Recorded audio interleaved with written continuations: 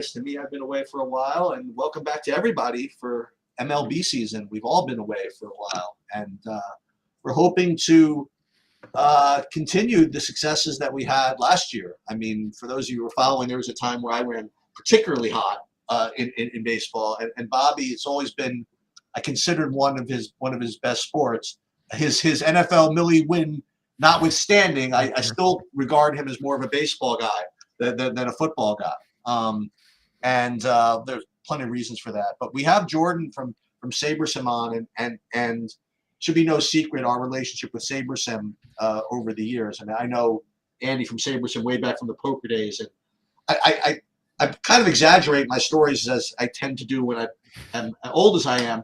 But I'd like to say that I might be the first person to use Sabersim. Maybe that's not exactly true, but I definitely think I'm one of the first people in the industry to actively talk about it, whatever. And now obviously Sabersim has grown to the point where little old Sheets can barely get Andy on the phone for anything anymore.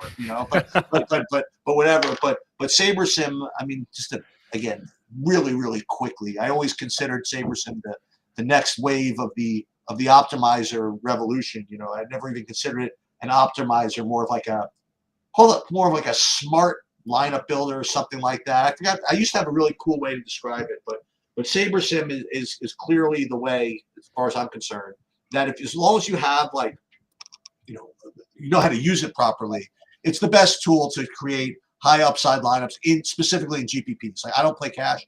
I don't know how to play cash. I don't want to play cash. I'm sure you could use Sabersim to play cash, but the edge you get from Sabersim over the other tools related to cash is not as big as the edge you get in creating GPPs. So that's kind of my history with that. So what we want to do is go through how Sabersim specifically applies to baseball. Mm-hmm. And fortunately, we already do have a slate that's up for tomorrow where we can kind of demo it. And I'm gonna let Jordan for like 5 minutes to just to go over in general, how Sabersim deals with baseball, and then we're gonna actually just pull up my screen as I always do, and we're gonna go through like how to actually use it to build. And what's cool about that is people will see me kind of struggle with it, as I still do, even though I've been using it forever. And Jordan can help with like the new tools and the new things that could help us get better. So why don't you just again, not too long, maybe like 5 minutes, let's just talk about like how Sabersim specifically deals with baseball. Yeah. So everything comes down to our simulations. So when you pull up the Sabersim app, you see projections, you see ownership, a lot of stuff you might be familiar with if you've used other tools out there. But what's going on under the hood is quite a bit more advanced than that. So we're doing play-by-play simulations of every game, essentially at-bat by at-bat simulations of every game, hundreds of thousands of these, accounting for everything that matters in baseball. We're accounting for batter and pitcher handedness, weather, umpires, short-term and long-term form, how we view these different players, how the market views these different players, and assembling these game scripts for how the games might play out. And when you build lineups on Sabersim, it is that data from the sims that gets directly pulled in to your lineups. So each lineup that you build on Sabersim for any contest, anything like that, is always essentially the winning lineup for a given way that the slate might play out. It goes beyond just average projections. And I think everybody that's played baseball DFS before knows how little just the projection alone really captures. You've got the correlation between hitters. You've got these big upside outcomes that are possible for virtually any player playing baseball that night, just by virtue of the fact that they're going to get 3, 4, 5 at-bats. You've got ownership, which is a huge factor when it comes into baseball. And on other tools, or even if you're building by hand, you have to bridge the gap yourself from projection to good lineup. And it's a huge gap. It takes a ton of work. You have to put in a ton of rules. You have to set exposures for virtually every player in the pool. All of this stuff to get an optimizer to understand what makes a good lineup. You don't have to do that on Sabersim. You have just as much control over what stacks you want to get to, or what types of constructions you want to play, or maybe some stands or fades you want to take on the field. And we'll have a chance to talk about what that looks like here in a second. But the Sims put you 80-90% of the way there right out of the get-go, and you fill in with that remaining 10 to 20%, which is your research or your takes on the slate. And it's really a huge advantage to beating this game. Okay, let me stop for a second, because you never know where these videos are going to go, and it's usually the way mine work. And it could end up as train wrecks, and I didn't know this is the way I was going to go. But we just had another call that reminded me of something to stress here. See, when we first started with Sabersim, they were really the only ones that were doing contest sims and sims and things like that. So it wasn't like that big of a deal. We could tell them this is what we were doing, and people took their word for it or whatever. And then like these other companies started to do sims. And listen, Sabersim, their company, first of all, they had first mover advantage, which is good. And they also have very sharp people working for them, which is also good. And I feel as though I have to stop for just a second. When I first heard, from Sabersim that, well, what we're doing is we're simulating these games 100,000 times. We're going hole by hole. I remember when Matt once first said, well, I do my golf simulation. I go like hole by hole. I go from the tee back to the whatever. And then we play this out a million times. The first thing I said was, that's a bunch of fucking bullshit. I mean, honestly. Like, they're saying they're doing that, but how do I know that they're actually doing that? Whatever it is. It seems like so stupid. But the one thing you've learned in business over the years is that, and this is from our conversation before, is that whether you're talking about business models or companies or whatever, at the heart of this are the people involved in it, okay? And as I mentioned, I know these guys for like I know Andy going way back from poker. He was one of like 1/10 of 1% of like the poker industry who's trustworthy, and that's what the poker industry is, and the more I learn of like all these different people that work for Sabersim, like you have really one freaking super sharp mother effer after another, okay, that work there, and I congratulated Andy on this a few months ago, and you embarrassingly, you were one of the people I called out to him, and believe me, although like you don't get to see like the nuts and bolts behind of what's going on, and this is part of in my hedge fund world, at some level you have to trust the people that you're doing business with, and these Sabersim people are really freaking pure. Okay, and like every once in a while, I'll look at one of their projections or one of their sims like this. It makes no freaking sense, but at least I know that they're pure about what they're doing. Okay, and I've tested out other sim products or whatever, and I promise you that 40% of them at least are just hopeless. Now they could be decent down the road, I have to say, but right now, like these guys are really really good, to the point where we'll get to process in a minute. Someone who's I consider myself a sharp guy who knows a little bit about something, I rely on Sabersim's algorithms and their lineup builds blindly more than probably 95% of the people who make money at DFS that use Sabersim do. Like a lot of people that use Sabersim, they input their own stuff. They put. I rely on you guys, and I rely on this stuff like quite a bit. So when they say that this is, they're not just like throwing out projections and building out random lineups, believe me, that's the case. And when you go through, by the way, like all my big scores over the last like year or two that I use Sabersim, one thing I will tell you is that if you highlight like the winning lineup in whenever I've won, it's almost always something I never would have played on my own. Like it's always some stupid freaking stack in baseball that never would have had on my own, and it goes for whatever. So we at TrueDFS really are about like process. I mean, to the like an insane degree. So when you use Sabersim as part of your process, you trust the process and don't worry too much about the outputs. You're going to be in really, really good shape. So what I want to do is I'm going to take this exact slate for tomorrow, and just show you like my process, like, and try to put all of it together. Because one thing that's cool about baseball, unlike basketball, for example, which is what kind of we're dealing with right now, baseball, I feel the delta between what you get from using the sims and the contest sims relative to what you would just use, using an optimizer, is so much greater in baseball than it is in basketball, whatever.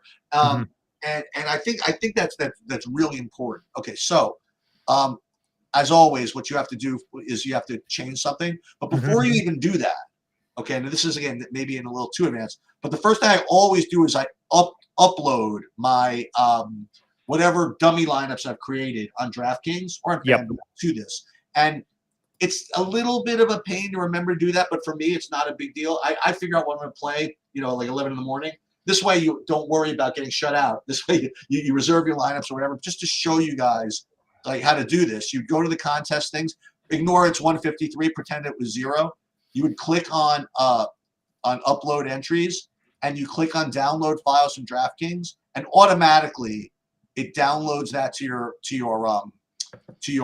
wherever your downloads are supposed to go. Yep. And then in like 2 seconds it blasts, and it just comes right up into your contest, into your entries. So like right here, like it'll show you exactly what you're planning on playing, like 150 in the opening day special, 1 in the walk-off home run, 1 in this. And what's cool about this is it automatically pre-populates all this data about the contest, Yep. so that when you're ready to run the contest sims, it's already kind of put in there for you. Now, there's one step that it's a little harder in FanDuel. You actually have to go to FanDuel to download the files, but for openers, let's dispense with that.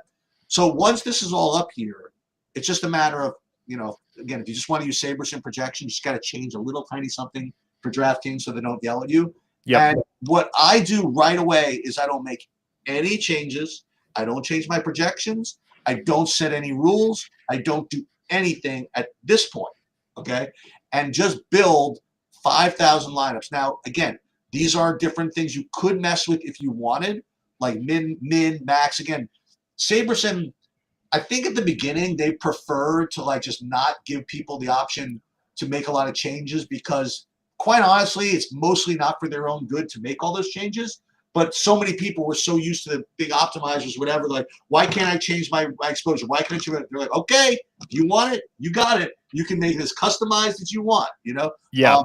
But here I always use the default settings to start off with, and then you just hit this build lineups thing, and now what it's doing, okay, in the background again, it says analyzing simulations. It has this little GUI, and part of me, I'm like, okay, is this really what's happening? What it's technically doing is it's simulating these games. It's coming up with 5,000 lineups kind of to choose from for you to build. Okay, now while this is happening, I don't know how long it's going to take for baseball, but it's important to distinguish between two things regarding these simulations. Remember, there's two components here. There's the game simulations, where it's trying to figure out what's going to happen in the actual games to generate these range of outcomes, for lack of a better description. And then there's the contest simulations, where then Sabersim is going to tell you, okay, given these are the good lineups based on the game simulations, now let's figure out which of these lineups you want to put in which particular contest. And it's only taken me years and thousands of times explaining it to get that to sound exactly the way I wanted to say it. So that looks good. That is a good way to say it. Yeah, that's exactly right. I want to stress that those are two different things. It's kind of important to understand what's going on there. So you nailed it. That when you build lineups, we're taking the game simulations, what might happen on the baseball diamonds, and say, when this outcome happens for this slate, this is the best lineup you could play. When this outcome happens for the slate, this is the best lineup you could play. We do that 5,000 times. And then when we do the contest sim, which it looks like you're about to do here, we take that. We'll get there. Okay, that whole pool of lineups that you build, we're saying, now what if you put this in the 100K to first flagship GPP? Does this lineup make money compared to the other lineups that we think you're likely to compete against in that contest, based on the payout structure of the contest, based on how many lineups you are competing against? So there's kind of two different sims that are going on there, assuming you're using the ultimate plan. You've got the contest sims there. Okay, so at this point, again, we're just doing it just as a user. At this point, it stopped. It ran the 5,000 lineups, and now this is what you're looking at. And for a lot of users, I have to say, Jordan, right now it looks a little bit weird. You know what I mean? It does look a little weird. Because this is where it stopped, right? So most people, when they run lineups, say, okay, what are my freaking lineups? Like who do I have? Yeah. Where is that? So it's built these 5,000 lineups. Like, where are we, right? So part of this, the answer to this next question, I guess, comes for what plan you have, I suppose. But like, since I have like access to everything, we're gonna operate on the assumption we have everything. Okay. So it defaulted on this like autofill kind of thing. I guess we have to get back to that to see what your lineups are. Like, before you even run the sims, you have to click on this direct fill button, right? Is that's that accurate? it'll default to whatever one of those you've used most recently. So it okay. looks like you've used autofill most recently, which is a good thing, which is what I would recommend people do, but we can talk about that in a second. So yeah, so I guess looking on direct fill, this is kind of what you'd see as soon as the build completes normally. So you're seeing the top 153 lineups at the moment sorted by Saber score, which is yeah. So right now it's just you again. I've made no change. It's giving me 5,000 lineups, and it's listing the top 153. Now, if you want to examine what all this is, like you can just do that. So the first thing, again, if I weren't totally streamlined, what I would look at, let's see who I have here. So look to be 50% Kikuchi, 47% Skeens, 30%, whatever it is. And then I would probably look at stack exposure. Team stacks first to see what I would have. So I'd have 35% Atlanta, 20, etc. Now, I want you guys to kind of think about this. Like, remember this for now, right? 35% Atlanta, 30% Pittsburgh, 25% Mets, 22%. Just remember this type of stuff. I'll show you why in a minute. And this is stack exposure, how many 5-2s you have, how many 5-3s. This is without making any changes, okay? So what this is, listing it by, as Jordan mentioned, is something called Saberscore. You haven't done any sims, you haven't done anything else. But what Sabersim did is they created these kind of formulas that kind of rank the lineups in certain ways. So like if you ever wanted to get into what these numbers are, you could go into Saberscore, and it's large slate, and it's got to be... Just go straight to the left first. Yeah, straight to the left first. There you go. And then you can click on this eyeball if you want and get really into the weeds and figure out what this is. So 0.3 times the sum of the projections, some of my projections, that makes sense. And then this is actually interesting. So this is 0.7 times the 99th percentile outcome of the lineup. Okay, so we'll get back to that, right? And then it dings it for ownership by subtracting 0.6 times the average adjusted ownership. Now, this 99th percentile thing is interesting because some people are used to seeing like players listed by like what their outcomes are. But if I'm not mistaken, this is actually the 99th percentile outcome of the lineup. Is that right? Yes. That's correct. And that's a very subtle difference, but a lineup percentile is going to take into account things like correlation is the main value that you're getting there. And that's why that weighting is so high. If you compare that Saber score to something like NBA, you'll see that the projection is quite a bit higher weighted than the lineup percentile. But in baseball, we want to capture the relationship that your players have within a given lineup. And the best way to do that for something like Saber score is with that lineup percentile. So if you were not, an ultimate package, whatever, you just didn't want to do sims or whatever, you could be well within your rights to just fire these lineups literally as is. Kind of right. And just as an example, just to show you, I could just hit save to contest and just to do it. We save here, we download it, we upload it. And then, I mean, it's just really crazy, like how fast this thing all is. You don't need to be quite as fast in MLB as you are in like NBA, but it's good to know that everything could just fire off so fast. So now the other thing, like you could make changes like along the way. Like let's just say that you were like maybe like a purist like me, and you didn't want any of these like bow wow stats like 4-2s, 3-2s, 3-3s, or whatever. What you could do is kind of X these out. And what's really cool, this is still one of the greatest things I think about Sabersim, is that whenever you make changes after you built these 5,000 lineups, one of the reasons you make these 5,000 lineups is that if you change something that makes some of these 153 not work anymore, then it automatically has this pool of 4,847 other lineups that it can pull, and you won't have to redo anything. Like for example, let's say I only wanted to do 5-0s, 5-3s, and 5-2s. Like you could X these out just like this by unchecking these, and then click on apply. Over here, and then you'll see what happens is that we got a couple more bow wow stacks. So again, me being OCD, we'll just continue to do this until I get what I want. But the point is that you don't have to rebuild anything. It's still picking the best the best 153 given these new changes you made. So again, if you wanted to, boom, save the contest, you could put it right up there. Yep. So I presume like no questions from the crowd as far as this goes. This is all stuff you could do without running any of the sims that will already put you, in my opinion. I think honestly that if you even did this, you could probably be plus EV in baseball. I think so. Yeah. I think so, and you're certainly going to be well ahead of people using traditional optimizers, and that's 100% for sure. I want to throw something else out there too. It's pretty easy to enter whatever projection set that you have if you want to use them and use the Sabersim optimizer. That's one thing. We do have, TrueDFS. We have Sheets' projections and Goldie's projections as well. That is just a way of even differentiating yourself even more within the same Sabersim, umbrella or whatever. You're getting a slightly different build from that type of thing alone.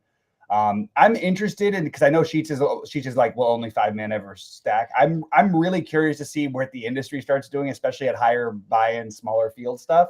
Because I started noticing a trend towards the end of last year where there was a ton of top players who had almost no stack relevance whatsoever. I mean, like Brandon Adams was throwing out lineups where literally there was never 2 players from the same team.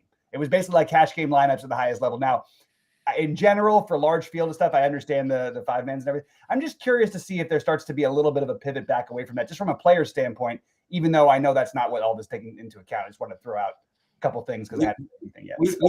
We will find out.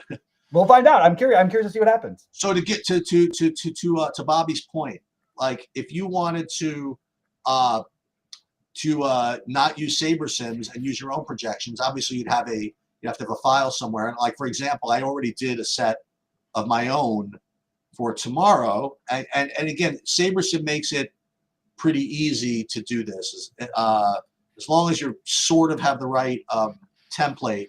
This is like my own. And you just have to make sure you do the right things here. So I exclude unlisted players. I don't apply to all slates. Now, boy, oh boy. What this is, since Bobby brought it up, if you're going to put your own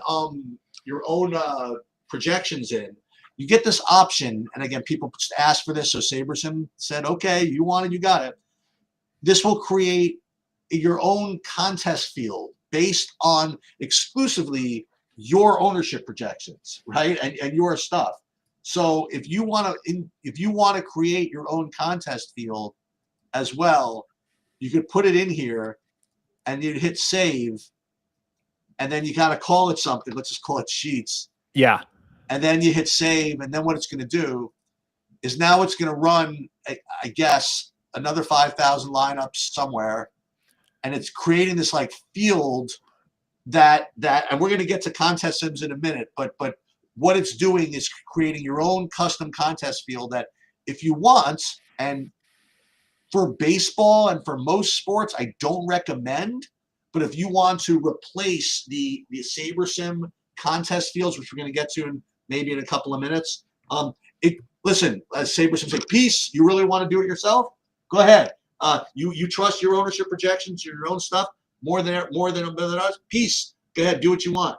But we'll get there. But I will say this: usually a bad idea. Okay. All right. So we're back into build 1. Now we have this thing that says run contest sim. If you already, a member, you already have your things filled out, it's going to put run contest sims. Now, when you click this, what it's going to do, it's going to take your 5,000 lineup, not just your 153, right? Your 5,000 lineups, and it's going to compare all those lineups to what we think, or what you're going to say the contest field is going to look like. So yes, right now, what is defaulted are what Sabersim has in its backtesting wisdom decided is the best representation of the field for all of these contests. So like here, you don't have to specify this. It's going to automatically pick based on what contest you put out. Yeah. Now, if you wanted to, again, you could replace this with yours, okay? And gives you so many opportunities to mess up, like so many opportunities to put your own spin on things. So you could, if you wanted to, kind of do that, okay? But again, because I am not as smart as the Sabersim people. I almost never replace with my own in this sport. There's some sports I might. We'll talk about those later. So all you're doing is you're going to hit run contest sim, and then now what it's doing again, in the background, it's I guess running a simulation of this contest 2 billion times, or however many times it's doing it, right? More than you are, and it's comparing all 5,000 of your lineups against all 5,000 or whatever, however many field lineups they've created. And yes, you could go into their field lineups and see what they actually look like and what you're comparing it to if you're so inclined. So if you look at their field lineups and say, boy, they have Skeens at 81%. Maybe I don't want to use this as an accurate field because I believe that Skeens is going to be 40%. Sure, yeah, you can do that. But now, what it's done now is it's simulated everything, and it's now defaulted to this thing called direct fill. Now, before we even do that, after simming these 5,000 lineups against the fields, I hope you don't remember. So right now, where the hell did Cleveland come from?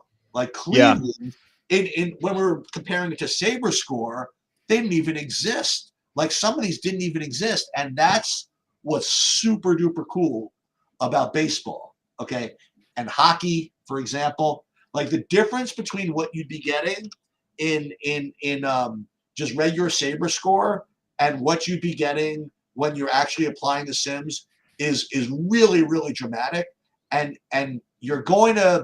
it's going to fry your brain from sometimes. So you really almost have to commit to it, because like sometimes I used to be like, boy, oh boy, with these sims, I'm getting like none of this team that I really wanted. Maybe I'll just do some from Saber Score and some from the sims or whatever it is. But I've just kind of learned if I'm going to trust the process, I don't really want to complain about the outputs, right? So I'll just kind of roll with this. So what this is looking at again is same view as before, but now we're getting the actual simmed results. Correct. Right? So now we have a choice, and here's where we have a couple of choices. Number one, you do the same thing that we did before. You go to stack exposure.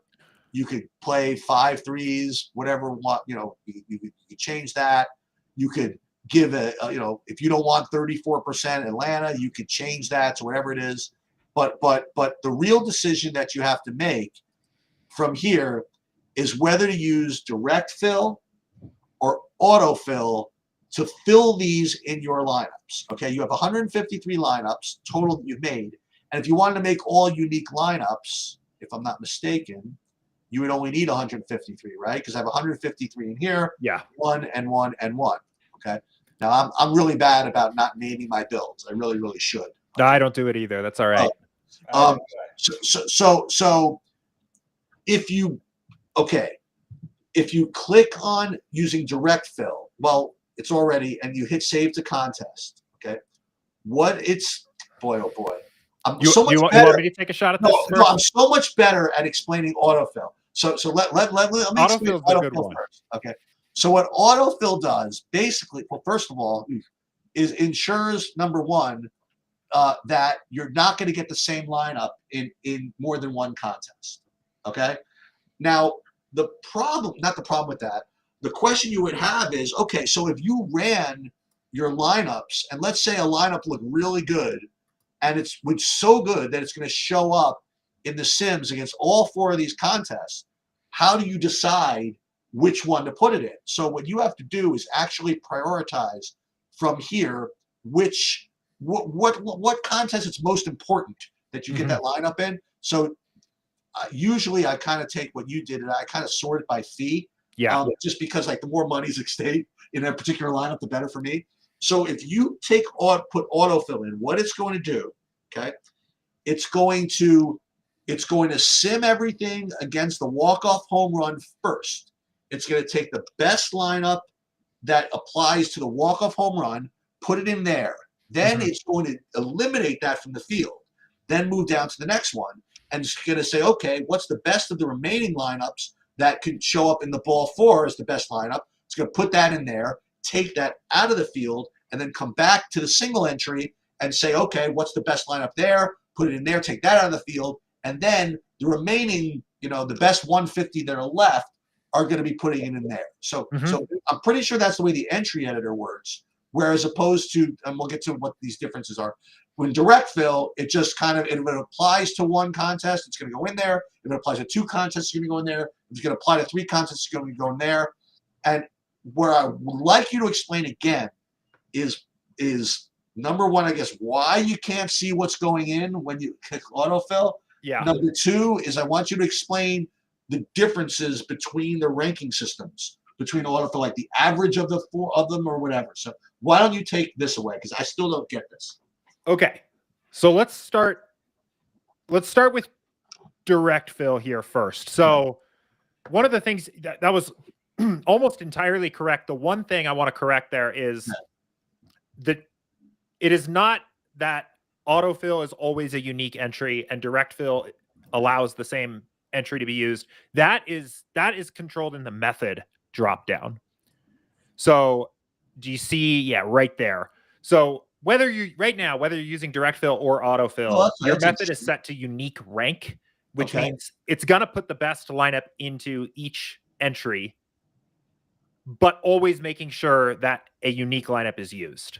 Okay. So if that was set to rank instead, it would allow Sabersim with either fill method to put the same lineup in multiple entries. It won't ever put it in the same contest, but it can put it in 2 different entries in 2 different contests. So let's go back to autofill real quick because I want to touch on why. So why can't you see your lineups here? So you can't see them yet, and I don't know why that is popping up there. But just click keep editing. So as soon as you click save to contest here, you can see the lineups that have gone into the particular entries. The reason you don't see the lineups yet is because we don't know what they are until the fill has happened, right? Like an autofill is essentially, in your case here, going to do 4 different direct fills in a row. It's saying we're going to direct fill the best ROI lineups from the walk-off home run first, put a lineup in there, and then eliminate it.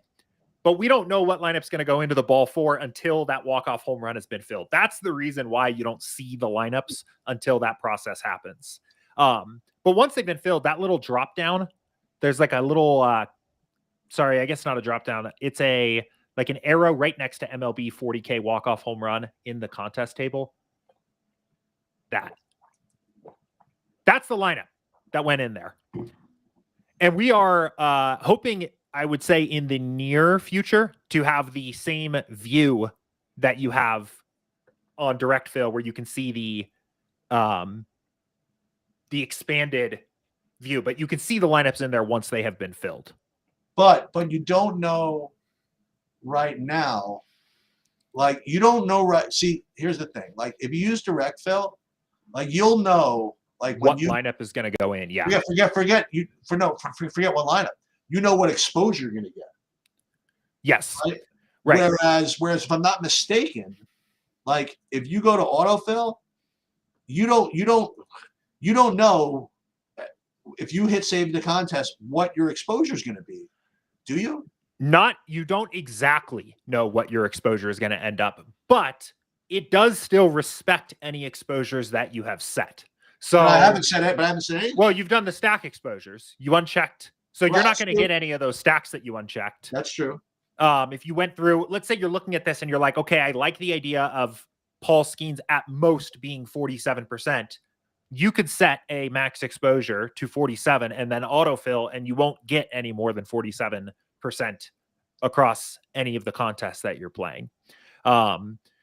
So I do think the main benefit of autofill here is that you are going to do everything at a per contest basis extremely quickly. Like the whole point of contest sims, the whole reason that they matter is that we're saying every contest is different. Payout structure affects what you should do. Size of the contest affects what you should do. All of that stuff matters. The lineups your opponents are playing. And if that's true and those things do matter, then it makes sense to put the best lineup by an individual contest sim into every contest. And that is what autofill lets you do very quickly. Now, if you are very opinionated about either the individual lineups that are getting into single contests, or it is very important that you know exactly what your exposures are before you fill, you might be better suited to using direct fill, and they're fine. That is why they are both still options here, because for different people, you're going to find it's maybe worth it to go one way or the other.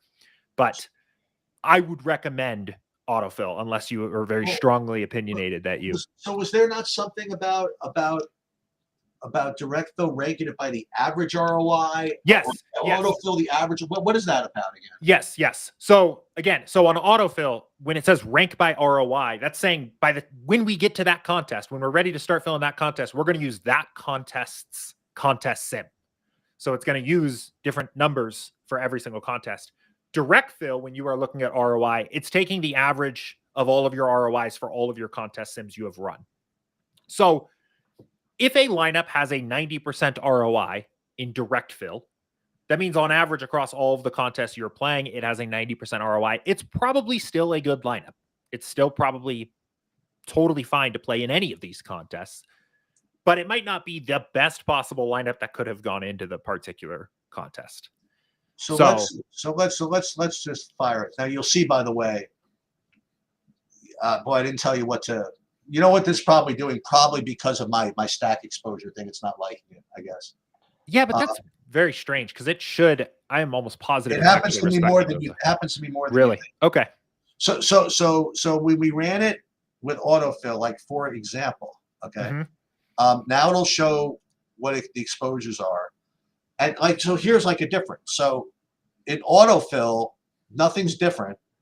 I'm getting say 32% Hunter Green, 31% Ozuna, and then so Hunter Green would be the top pitcher, whatever. Let's look at stack exposure for a second. Team stacks: Atlanta, Philly, Boston, Minnesota. I want to compare that to autofill, to direct fill, and see what that looks like. So let's say, not save the contest. Sorry. Yeah, that's what I did want to do, right? I wanted to. Yeah, no, you got it, and you can see them that they've changed. Right. So it did change, and then within pitchers, so it didn't change that much though. Okay. Oh, I see what you're saying. So it doesn't really change that much. Yeah, it's not an enormous difference between autofilling and direct filling. You think it's okay? Sorry, didn't mean to cut you off, Jordan. No, it's okay. Do you think it's okay to literally because I only use direct fill pretty much. I also will. I don't do it for NBA, but I will do min masks, some exposures, and I will change a few things in baseball. Is there a reason I should be looking to autofill instead of direct filling? I would say the more diverse your contests that you're playing are, the more different they are in terms of size or stakes or entry limit, the more you are going to benefit from having used autofill. Okay. But if you sit down to build and all of your contests are single entries and they're all around the same size, all of your ROIs from all of your contest sims are going to be similar enough. It's not going to matter. Okay. But if you're playing the flagship and then you're also playing high stakes and you're playing low stakes, you're like maxing the lobby, then autofill is probably going to be more in your favor to use because it's going to pick up on how the strategy between those different contests is different. Okay. Gotcha. One other thing that I would like to point out, okay, because it's something that I want to say did, but I do less because of something that you told me within the last couple of months, Jordan, is one thing that again, I make very few changes after my builds. Well, certainly none before my builds, but after the 5,000 are built, I'll do my OCD, no bad stacks thing, whatever. That's pretty much it. The other thing you might consider doing is adjusting min uniques in some way, because the more lineups you play, you could argue, okay, that the more diverse you want to get, especially very high variance sports, especially the way the prize pool distribution works out, whatever. So by default, it only requires one min unique player per lineup. So technically you could have 150 lineups where like almost all the same, like just one different in each one. So what I would used to do more than I do now is you could change this to more min uniques, and there are a lot of different kind of best practices that kind of that people are basically like making up, really art versus science about the best way to do it. But like one, for example, is like right now you have, I don't know whether I just have it defaulted that way or you guys have it defaulted that way, but you see here these numbers: average projection 91.1, median destination ROI 60.7. What this is this is your whole portfolio of your 153 here. Correct. And that's your average projection of all 153, your average, your median destination ROI of these 153, your min destination of ROI. So what I like to do to think about is, I mean, technically, the more diversity you can have, the better, as long as you're not devastating your whole portfolio. So every benefit has a cost. So you have to always like check to see if the benefit is outweighing the cost. So you got to just kind of keep an eye on this as I go from min uniques 1 to min uniques 2 and see if there's any real change that's being made. Now, here it's processing. So actually, the min destination ROI went up when you went to min uniques 2, as did the average projection. So I would then go to min uniques 3, and I would just keep on kind of screwing around with this until, for lack of a better term, the average or the median just kind of crashed to an amount that made me just not like it. And that's the best like analysis I can come up with. I never really knew what the best way to describe this. Or the other way I could gauge is if when I go from min uniques X to Y, it affected these like stack exposures a little bit too much. So I would just kind of do this, and then I would just kind of just save it this way. Now, one thing that you told me, and maybe I'm old, so I may forgot, but apparently Sabersim, even in its lineup constructions, has made advancements in the last couple of years in its portfolio management sort of, to kind of make sure that you don't have like 148 like the same lineups and one different. So tell me more about that, and tell me if that advancement kind of like reduces or eliminates the need for all this stuff that I'm doing right now. Yeah, it's on the contest sims. So that is true. So, and you could see it when you were at 1 min unique, or your top exposure was only like 31% or so.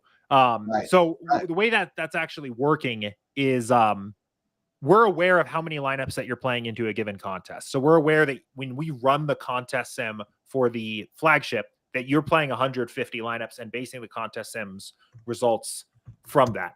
So let's say there are 25 lineups in your pool that all have a very high ROI and all have a very narrow win condition of when they achieve that ROI. Maybe it's a Marlin stack, for example.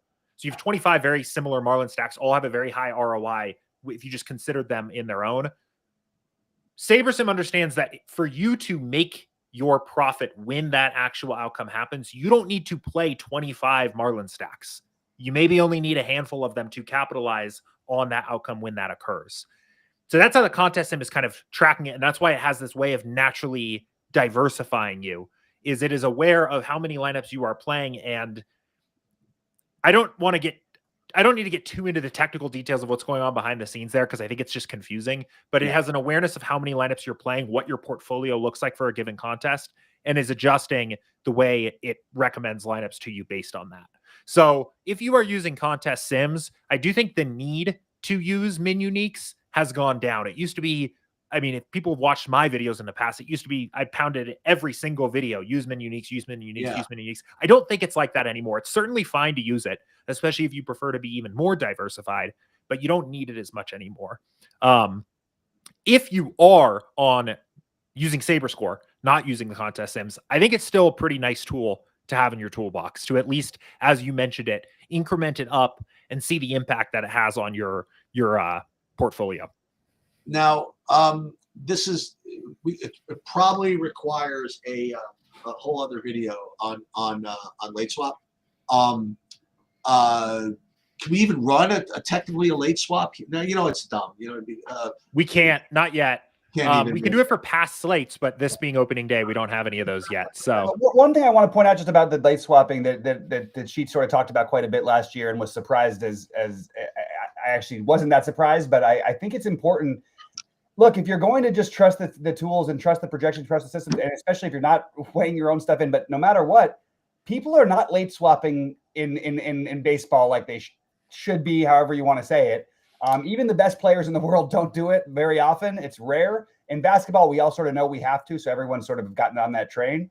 But baseball people aren't doing it. And that is also like, It's an incredible edge to have that really is being overlooked. And I shouldn't even say if you're just trusting the projections and the sims. I really think no matter what, you should be late swapping. And look, you can always change in between each slate. You can change it. If you wanted to get 20% of the Dodgers, you can keep entering 28% and so each time or whatever. But I really think there's a lot of money being left on the table by this, and Sheets capitalized, I think, in a big way last year on this. Yeah, I did, but again, not to again make this all about late. So I did have just kind of a couple of questions in case again I forget to ask you again. Sure. Is one thing that I found when I've been late swapping like other sports too, is that when I'm using the custom projections, like it's weird. Like when you hit late swap, it like automatically starts running the build before it gives you a chance to upload your new projections. And you have to kind of either stop it or wait till it finishes before then uploading your own new projections when you're doing late swap. There's this button, if you saw it, it would say late swap, and you click it, you don't get a chance to upload anything. It automatically just starts running the late swap. I can show you how to stop that. If you go back to yesterday, like in the top left, I can just show you that quickly because I do think that's a good question. Is there yesterday? Oh, they have. Well, at least for basketball. Oh, yeah. Sorry. We should be able to at least, yeah. Okay. So do you see the late swap button on the right? There isn't like the normal green one showing a little lower than that, right? To the left of the large slate, 100K. Right there. Okay. So that gear icon right to the right of where you're at right now. This thing? Yep. Oh, so these are your late swap settings. Look at that. There it is. It is. There you go. Oh, so awesome. Boop. There you go. Okay. And that should remember that. So you might need to actually press that one more time when you go to do a real late swap. But following that, it should remember that, Sheets does not want us to run a late swap automatically. It will remember any of those settings like that. And I'm presuming, by the way, and again, we'll talk about you run late swap, that the system is still the same. Like I run the late swap. It's the exact same. I click on the whatever, and I could choose again autofill versus direct fill. Same thing, right? Yes. Sort of. Yes. Yes. That was one of the bigger changes that we made heading into this season, or just really over the course of the winter. Is late swap used to be very, very different. Like you'd get the process down before lock, and you'd have that down, and then you go to late swap and it looks totally different. It was our goal to really make those the same thing, and I think we've really gotten there. So it is essentially the same process for late swap and pre-lock now. And one other thing that I will mention, this is kind of almost a teaser because Jordan and I are going to do a specific thing on late swap. Is that one thing that they added? I guess is that you'll be able to see, like, kind of at the end of the day or even in the middle of the day, like what your pre-swap exposures look like versus your post-late. So you could say, like looking back, boy, at 7 p.m. I only had 13% of this guy, but after doing all my late swaps, by the end of the day I had like 39. It'll show you the delta between like who you got more of because of the late swapping versus versus who you had at the beginning, which I think is. From an analysis perspective. It is cool. Yeah.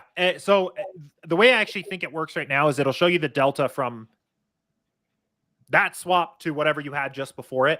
Okay. So like if you swap, like for NBA, you're swapping like every half hour. So if you swap 30 minutes after lock, hour after lock, hour and a half after lock, the delta you see in that one is just going to be from whatever you had just before you did it. But it'll just show up as a column. It'll say delta. And that's actually one of my favorite things to look at, just to see how things changed. Now, with that said, I will also say that probably the only slate for the whole season you are not going to really have late swap is tomorrow. Opening day, yeah. That's every correct. game is with. Well, I mean, technically, right? You have 405 and 408. And believe me, if I had a computer that could do it automatically, I would have it do it. But so this is not the best slate to talk about late swap. But for those of you that have been watching this the whole time, I'm just going to implore you that if late swapping is so important in all sports where it is an option, specifically with Sabersim, because it's not even what people think. Like some people think, oh my God, I'm doing crappy. I need to late swap, Right. okay, to something more aggressive. Or I'm doing great, I need to late swap to something chalky. Forget that. It's not even about that. It's that in all of life, whether it be poker or whatever, the more information you have and still have the ability to make decisions, you're always going to be better off factoring in that information. So what Sabersim does in, I guess, some sports on some sites, I guess mostly DraftKings, maybe you tell me about FanDuel too, is what they'll do is they'll track the actual live score of the players that have already started. And that's very important, but crucially important. It will also track the actual ownership of the players that have already locked. So think about this. Like, think about if you have like a 9 o'clock game, right? Slate locks at 7. Let's say there's a 9 o'clock game, and you have an ownership projection, and you think XYZ is going to be a certain percent or whatever, and part of the reason why you thought he was going to be that was because you thought that someone at 7 p.m. was going to be this, right? And let's just say that you were wrong, or the ownerships of the 7 p.m.s are totally different, then that by definition is going to change what the expected ownership of the 9 p.m. guys were, even though you don't know what they are going to be. And to be able to incorporate that and rerun all of your lineups, given that information, is it's just an edge that if you have, you should just never give up. Yes. And also, if someone had, if a lineup had a certain amount of points, if a lineup before 7 o'clock, they all have 0. They're all going to project based on whatever they were simulating. But after the first couple of hours, and your guys are doing crappy, then that lineup is now just going to project differently, as are other lineups that have XYZ.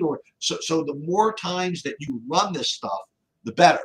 While I have you here, does Sabersim support live stuff for both sites or just DraftKings? Yeah. So the live sims, which basically for the context of baseball means, let's say you're late swapping and a game is in the 3rd inning. We are now adjusting the way we sim that game, not as the whole game, but as what has happened in innings 1 through 3 is what happened, and then simulating innings 4 through 9 after that. So that's when we talk about live sims, that's what we mean. That happens for baseball, football, and basketball on every site. That you always have the live sims. The live fields, as we refer to them, the live lineups you're competing against in your contests, is DraftKings only. Okay. That is extremely powerful. I want to stress that too. That is to the specific contest you are playing. So, like, before lock, we make some generalizations about contests. We're pretty specific, but we say, for example, that all single entries between 10 cents and $3 are approximately the same contest. After lock, that is not the case. Like, we're saying it is different if you're in the $1 single entry or the $3 single entry. They have different, your opponents play different lineups. And actually looking at the specific lineups, and if we have lineups in those contests where we can see 3 of their players that have started because they've already locked and we can't see the remaining 9 or 6 or 7 or whatever it is, then we're saying we think it's this. And as we continue to get more information, 2 more games lock, and now we know 4 more players in that lineup, we say, okay, we think the rest of this is this. So you nailed it. You're progressively getting more information about what's happening on the field and also in the contests. And late swap accounts for all of that when you're running those contest sims. But as far as like the points projections, they are live point projections for FanDuel? Yeah. Okay. Yes. Yeah. Okay. But again, they don't have them for all sports, but baseball for both sites, you're saying you have them both. Okay, that's fine. Are you not with hockey yet, right? No, I don't think we have the live. We don't have live sims for hockey. Okay. Yeah. I think we do for DraftKings have the live fields. I might have to check on that. Okay. But we're not doing the live sims for hockey. Okay. So all this was a very long, explanation of what's essentially an extremely quick process. Like for me, like we went through like all the details of how whatever, but like for those of you that watch our streams, like you see me go through my entire builds. And in baseball, I mean, it's honestly the same. It's the same as every other sport except for UFC, which it's another story.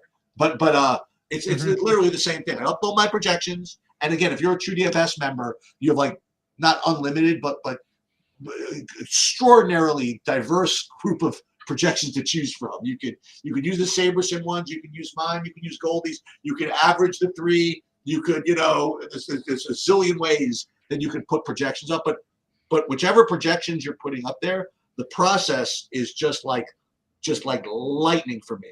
And that's really what Sabersim was designed for, is for people that want to be able to compete in these tough, they're tough, these tough GPP fields without having to spend like hours creating rules, without hours analyzing correlations, without hours worrying if just optimizing lineups is going to provide good upside. And again, if I had to give you guys any advice, these are for more like kind of the advanced players, but also for the non-advanced players, is don't get too complicated with this, okay? And again, trust your people and trust when they say they back tested it. It's not, for some companies it is just marketing, honestly, but for these guys it actually happens. Like I've talked to some of these guys, like these, I forget who it was, some guy, this special report on like, oh my God, you never believe the cool thing that I figured out after like running stuff for like hours and hours and hours. You know what I mean? Like these guys really enjoy this for some reason, and running all these back testing things. Well, because, they want to make this a solid product. And I really trust the lineup builders. I trust the sims. I trust the contest sims.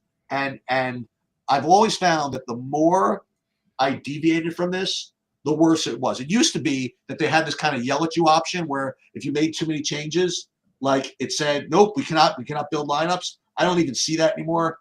Thank God. I don't know if they still have the yell at you option, but you don't have to be that ego guy that says, I'm trusting a simulator, I'm trusting a computer. What you're trusting are the people that are continuing to test these processes. And for me, again, we talked about this a couple of weeks ago, Bobby. I went back-to-back nights. Remember, I won the two lottos in back-to-back nights, the DraftKings and FanDuel. And what was cool about it is both nights I tried using the Sabersim stock contest fields, and on the other side I used my own custom fancy I'm smarter than everybody contest fields, right? And literally back-to-back. The first night I used the custom ones for DraftKings. I basically didn't cash in a single contest, and I won the FanDuel lottery. And then the next night, why don't we switch it around? And I used the exact same thing happened. My fancy schmancy ones for FanDuel cashed for zero, and DraftKings I won the lottery over there. So just trust me, these guys are good. Yeah, I will. One thing I will add on to that too is like if you have a couple takes, like or just an angle that you want to play on the slate, it is totally fine to put those in, and Sabersim will still tell you the most profitable way to do that. Yep. Like I do think people get a little bit like feeling like if they're going to use the sims, they have to become like a trust the sims bro completely, and that's really not the case. Like if you go into tomorrow and you say, I don't care, I'm fading Paul Skeens, I just am, like you can uncheck him. And the contest sims will say, okay, here's the 150 most profitable ways to fade Paul Skeens. And you go on your way and do that. And so it is built to be extremely powerful, but also give you a lot of room to operate if you want to. I don't have a lot of takes when it comes down to my strategy, but a lot of people do. And it is perfectly fine to do that and to express those takes. I can just speak to that just in the, I won the million by tweaking things on my own while using the sim. I did that exact thing. And then that same night, I finished second in the showdown for 77,500 or whatever it was with doing the exact same thing. I weighed in on about 4 different players.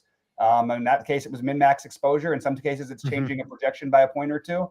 And it obviously worked out really well for me, and it's worked out really well for a lot of other people. So you can weigh in, and as Jordan's saying, I just wanted to sort of echo that, like what he's saying is that I've seen that happen in real time, and you can still be both. One other thing, again, only because we're talking about this a little bit. I still have this min unique thing for a second. Is if you're playing a bunch of lineups and this is just my experience, is when you use my process, now don't make too many changes, maybe do some uniques. What I always end up getting in, and this is how I know things are working right, when I cash really big in something, whether I win or get second, the distributions of my lineups are different than like a lot of like experts that I see sometimes. Like for me, I will almost always have one just kind of outlier lineup that just blasts and beats everybody, and my next best one will be like 200th or something like that. And you see some other people, like I talk about Adam Scherer sometimes when he wins, it's always like he's got first, 8th, 9th, 10th, 11th. He's like, and sometimes when I'm fighting the leaderboards, I see some of these guys. Boy, I got to beat this guy who's in 2nd, 8th, 9th, and 11th or something. How does that happen? And but for me, almost all of my wins were based on that, that big one tail lineup. And because of the way the Sabersim portfolio management works, that's kind of the way it happens. You don't have like the whole, like the pinned, like the pinned R where 150 lineups, 150 of them are all cashing and they're all fighting with each other. I think that speaks to what you were talking about creating a decent portfolio of lineups, which is, I think, like really the next frontier, which Sabersim at least started to think about doing. For sure, yeah. And you don't really, I think, want to have all those lineups at the top. Like, you can only win first once on a given night. So if you take, I think this sounds weird to people when they hear it, but finishing first and second in a contest, it's kind of bad. Yeah. So, yeah. Well, it's kind of like autofill, right? You want to take that one lineup out, right? Replace another one. All right. Well, again, I could go on forever. But we should probably stop. This is probably more comprehensive than anybody would do as an intro to start the season. But this is for TrueDFS. This is what you're like. If you missed this process, you're going to see it with me almost every night. Like every night that I'm on, you're going to see me running it. And I can tell you this, that if this looks complicated, I will say this, that I am not, believe it or not, I'm not technically savvy. What I'm really good at is repetition and grinding.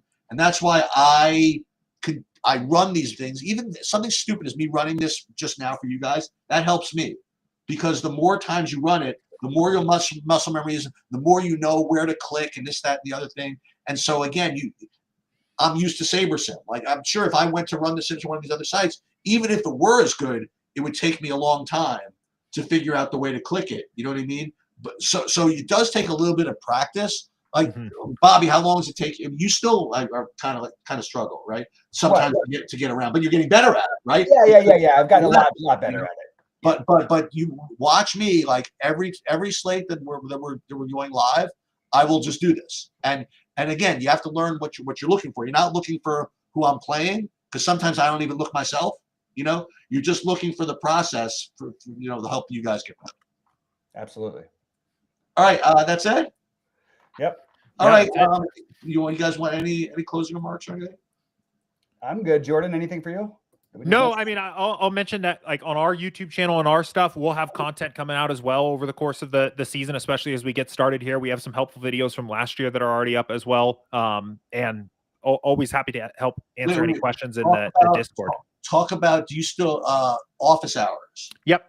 Yeah. So Andrew's running with that. He's one of the coaches on our teams.